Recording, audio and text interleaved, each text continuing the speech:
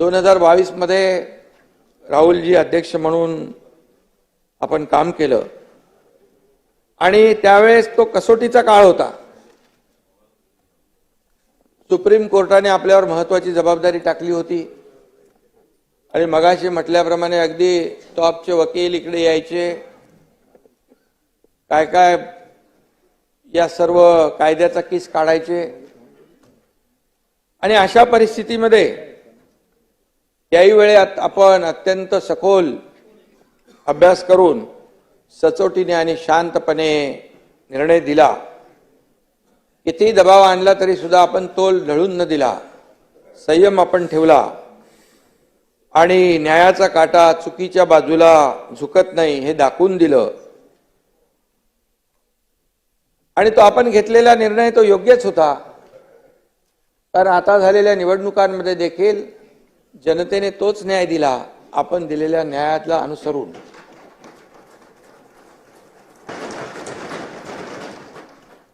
आणि हे निवडणूक निकालामध्ये स्पष्ट झालंय।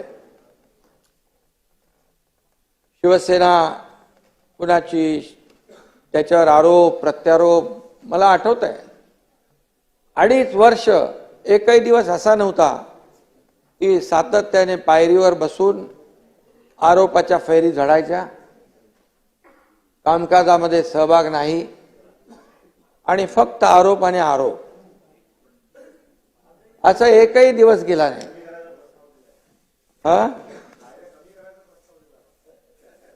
आणि म्हणून खऱ्या अर्थाने राहुलजींच्या आम्ही त्याला काही लक्ष दिलं नाही। नाना आम्ही काम केलं करत राहिलो। मी नेहमी सांगायचो आम्ही काम करणारे लोक आहोत। आम्ही अगोदर दोघं होतो, नंतर अजितदादा आले, तिन्ही शिफ्टमध्ये 24/7 काम चालू झालं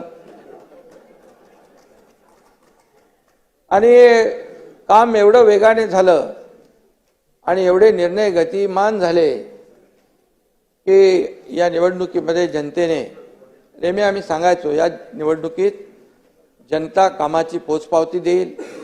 मग त्या लाडक्या बहिणी असतील, लाडके भाऊ असतील, लाडके शेतकरी असतील, सर्व घटक, या प्रत्येक घटकाला न्याय देण्याचं काम अध्यक्ष महोदय आम्ही केलं।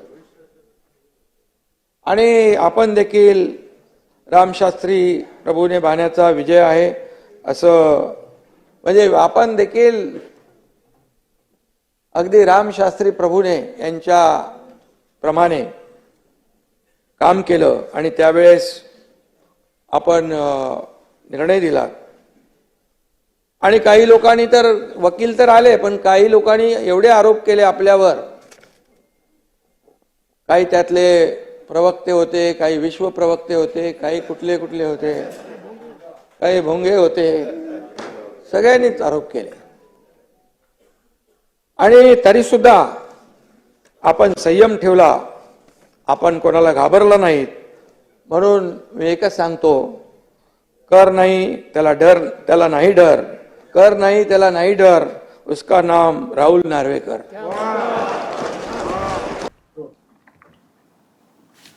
विधानसभा अध्यक्षपदी राहुल नार्वेकर यांची दुसऱ्यांदा निवड झाली। ही निवड बिनविरोध झाली। अर्थातच याआधी दुसऱ्यांदा अध्यक्षपद भूषवण्याचा मान केवळ 3 जणांना प्राप्त झालाय, कुंदनमल फिरोदिया, सयाजी सीलम आणि बाळासाहेब भारदे। आणि त्यानंतर आता हा मान मिळालेले अध्यक्ष म्हणजेच राहुल नार्वेकर। महाविकास आघाडीनं आपला उमेदवार यावेळी उभा केला नाही, त्यामुळे अर्थातच राहुल नार्वेकर हे बिनविरोध निवडून आले। त्यामुळे आज विधानसभेच्या विशेष अधिवेशनामध्ये शेवटच्या दिवशी विधानसभा अध्यक्षांची निवड झाल्यानंतर अनेकांनी त्यांच्या अभिनंदनाची भाषणं केली। यामध्ये मुख्यमंत्री, दोन्ही उपमुख्यमंत्री यांनी तर भाषणं केलीच, शिवाय विरोधी पक्षातून जयंत पाटील, नाना पटोले आणि इतरांनी भाषणं केली। पण या सगळ्यांच्या भाषणामध्ये चर्चेत राहिलं ते भाषण म्हणजे पूर्वीचे मुख्यमंत्री पण आताचे उपमुख्यमंत्री एकनाथ शिंदे यांचं। एकनाथ शिंदे यांनी राहुल नार्वेकर यांच्यावर अभिनंदनपर भाषण करता करता विरोधी पक्षाला असे काही चिमटे काढले, टोले लगावले, टोमणे मारले की ते पाहून या 30 मिनिटातल्या भाषणात राहुल नार्वेकरांचं अभिनंदन कमी आणि विरोधी पक्षांना टोले जास्त, त्यामुळं हे भाषण जास्त चर्चेत राहिलं. अर्थात एकनाथ शिंदे यांनी नेमकं काय भाषण केलं, त्या भाषणातले काही महत्त्वाचे मुद्दे मी तुम्हाला या कार्यक्रमाच्या माध्यमातून मांडून दाखवणार आहे. अर्थातच या कार्यक्रमाचं नाव आहे कर नाही त्याला नाही डर, उसका नाम राहुल नार्वेकर. नमस्कार, मी संदीप चव्हाण आणि आपण पाहताय टॉप न्यूज मराठी. सुरुवातच एकनाथ शिंदेंनी राहुल नार्वेकर यांच्या अभिनंदनानं केली, हे खरं आहे. अगदी रामशास्त्री प्रभुणे यांचा बाणा राहुल नार्वेकरांनी जपला, ते शेवटी राहुल नार्वेकर म्हणजे सभागृहाचे कोहिनूर आहेत इथपर्यंत त्यांचं अभिनंदन केलं.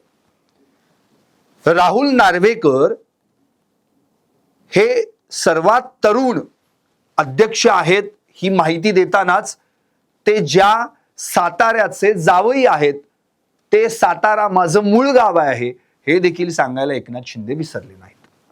पण हे सगळं सांगता सांगता शिवसेना कुणाची हे जे प्रकरण मध्ये गाजलं आणि त्या प्रकरणाचा निकालच विधानसभेचे अध्यक्ष राहुल नार्वेकर यांनी लावला होता, त्याची आठवण करून देत एकनाथ शिंदेंनी मग विरोधी पक्षांना टोले हाणायला सुरुवात केली. अगदी सुरुवातीला त्यांनी स्पष्टपणे सांगितलं की शिवसेना कुणाची, याच्यावरून आरोप प्रत्यारोप सुरू होते. असा एक दिवस 365 दिवसातला गेला नाही की आमच्यावर आरोप झाले नाहीत, पण आम्ही संयम राखला. अर्थात असेच आरोप राहुल नार्वेकरांवर देखील झाले, त्यांनी देखील संयम राखला. त्यावेळी अनेक प्रवक्ते, विश्वप्रवक्ते, भोंगे बरंच काही बोलत होते, पण आम्ही सगळ्यांनी संयम दाखवला आणि शेवटी शिवसेना कुणाची याचा निकाल जो राहुल नार्वेकरांनी दिला, जनतेनं निवडणुकीच्या माध्यमातून तोच निकाल पुढे दाखवून दिला की किती योग्य होता. आता प्रश्न असा होता की यावेळी एकनाथ शिंदेंनी विरोधी पक्षातील बऱ्याच जणांना टार्गेट करायला सुरुवात केली आणि पहिल्यांदा ते घसरले ते नाना पटोलेंवर. कारण आपल्याला आठवत असेल, नाना पटोले यांनी विधानसभा अध्यक्षपदाचा राजीनामा दिला आणि तिथून मग राहुल नार्वेकर यांना विधानसभा अध्यक्षपदी त्यांची वर्णी लागायला सुरुवात केली आणि आता पहिल्यांदा नव्हे दुसऱ्यांदा देखील वर्णी लागली. त्यावेळी नाना पटोलेंनी राजीनामा दिला म्हणून राहुल नार्वेकर विधानसभेचे अध्यक्ष झाले असं एकनाथ शिंदे म्हणाले आणि अर्थात त्यामुळं नाना आमचे चांगले मित्र आहेत आणि भले नाना विरोधी पक्षात असले, भले ते मीडिया समोर काही बोलत असले तरी ते आमचे आहेत, आमचा त्यांच्याशी चांगला संबंध आहे असे एकनाथ शिंदे म्हणाले. तितक्यात फडणवीसांनी एका हिंदी गाण्याची एक ओळ एकनाथ शिंदेंना हळूच ऐकवली आणि मग ती एकनाथ शिंदेंनी सभागृहात मांडली, नाना करते प्यार तुम्ही से कर बैठे. अर्थात मग हे नानांबद्दल भले त्यांना एकनाथ शिंदेना जे काही सांगायचं होतं ते सांगता सांगता ते अगदी ईव्हीएम वर पण आले की बघा नाना, म्हणजे त्यांनी स्पष्टपणे सांगितलं की हे ईव्हीएम वर जे काय आता आरोप प्रत्यारोप चालू आहेत वगैरे सगळं काय घडतंय, पण या ईव्हीएम मुळेच तुम्ही पण निवडून आलात हे विसरू नका, भले तुम्ही 208 मतांनी आला असाल.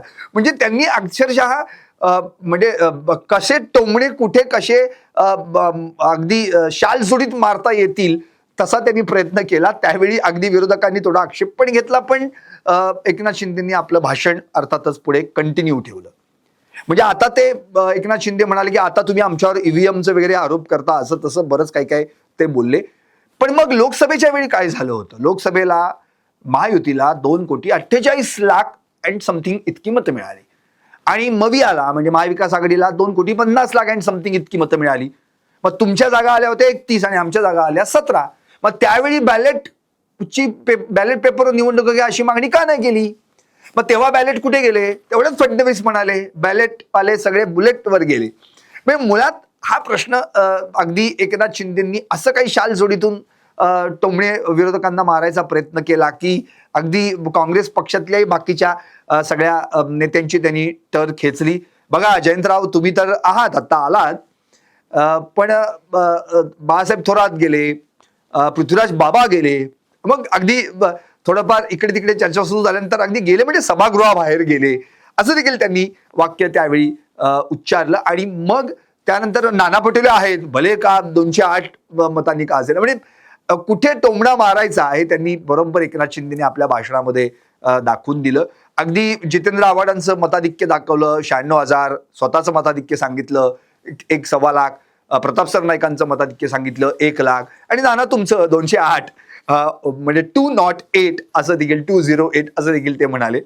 अर्थात हे सगळं बोलताना त्यांना एक हाच मुद्दा उपस्थित करायचा होता, की त्यावेळी ईव्हीएम बद्दल तुम्ही बोलला नाहीत आणि आता तुम्ही ईव्हीएम वर आरोप करताय. आता सगळे मार्कडवाडीमध्ये सगळे नेते मंडळी विरोधी पक्षातले जात आहेत, पण आताच काहीतरी गावकऱ्यांनी असंच म्हटलंय की कुणी आमच्या मार्कडवाडीत येऊ नका, आमचं आम्ही बघून घेऊ, त्यामुळे बघा म्हणजे कुणी यापुढे विरोधी पक्षातल्यांनी कुणी जाऊ नये, नाहीतर कार्यक्रम होईल, असं देखील एकनाथ शिंदे हे यावेळी म्हणाले.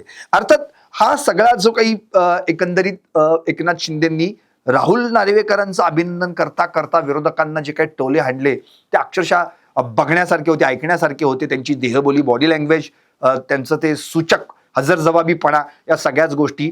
अगदी यावेळी त्यांनी आणखी एक मुद्दा मांडला, की आपल्याला आठवत असेल मध्ये महाराष्ट्र नवनिर्माण सेनेच्या काही कार्यकर्त्यांनी शिवसेना उद्धव बाळासाहेब ठाकरे पक्षामध्ये प्रवेश केला, तेव्हा उद्धव ठाकरेंनी म्हणजे पक्ष काढला खरा, पण नुसता पक्ष काढून चालत नाही, त्याला दिशा नाही, की मुळात त्याचा काही हेतू नाही, असं वाक्य उच्चारलं होतं.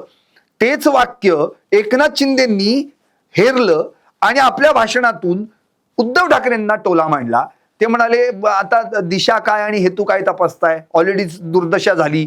म्हणजे मुळात कुठलं वाक्य कुठे घ्यायचं, कसं जोडायचं आणि कसं विरोधकांना टोले हाणायचे हे एकनाथ शिंदेंनी या त्यांच्या भाषणामध्ये चपकलरित्या दाखवून दिलं.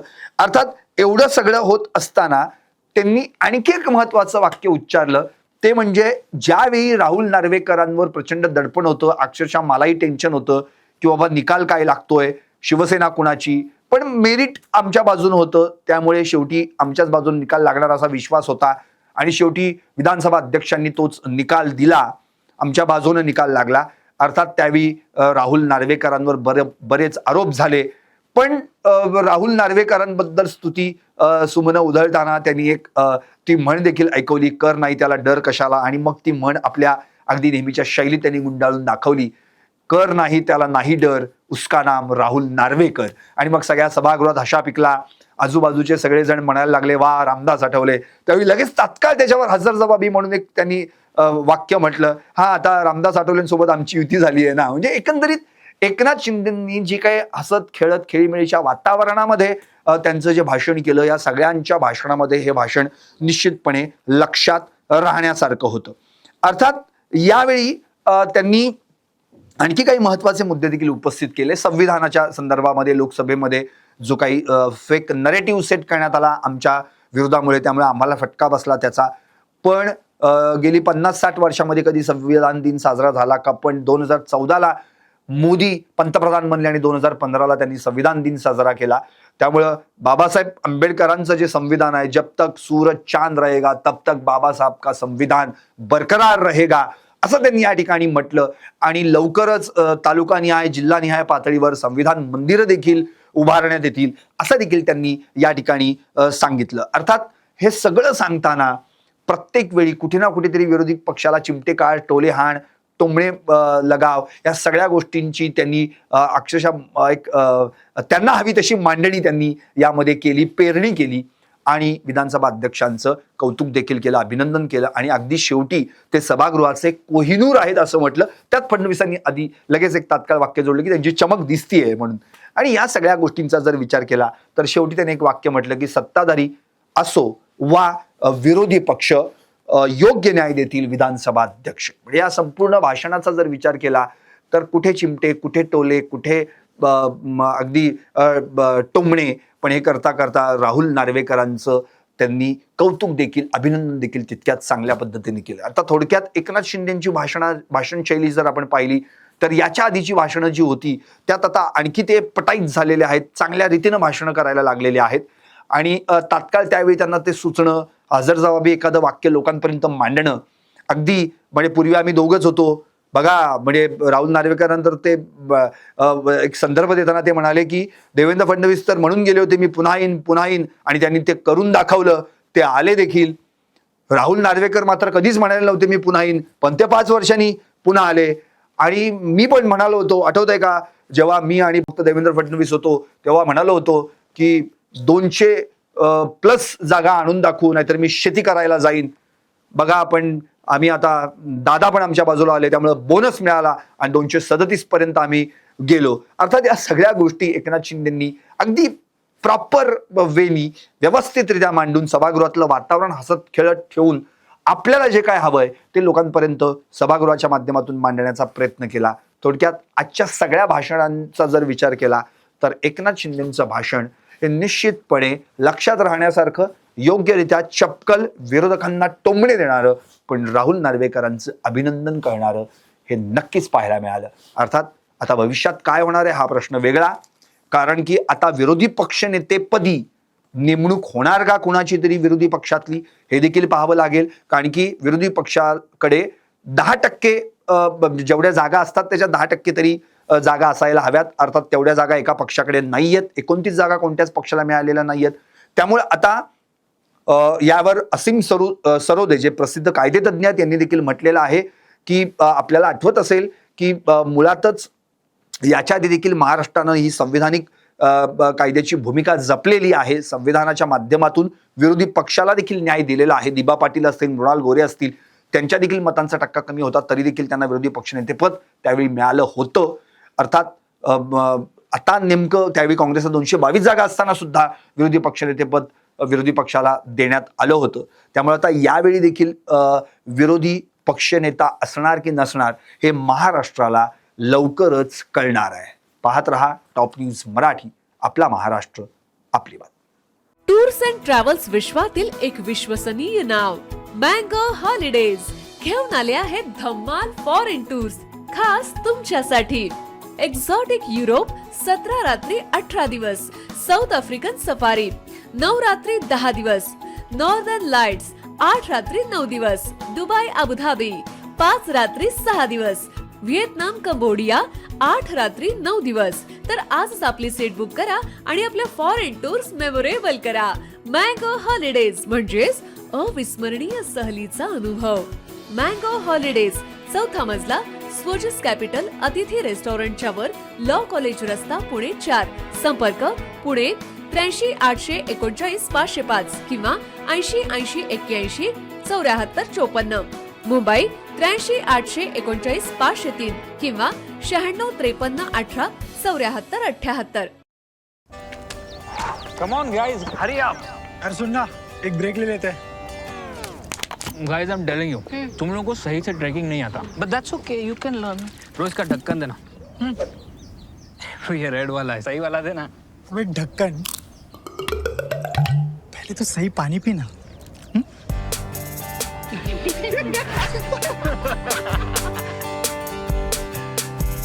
Manikchand Oxyrich, proudly Indian.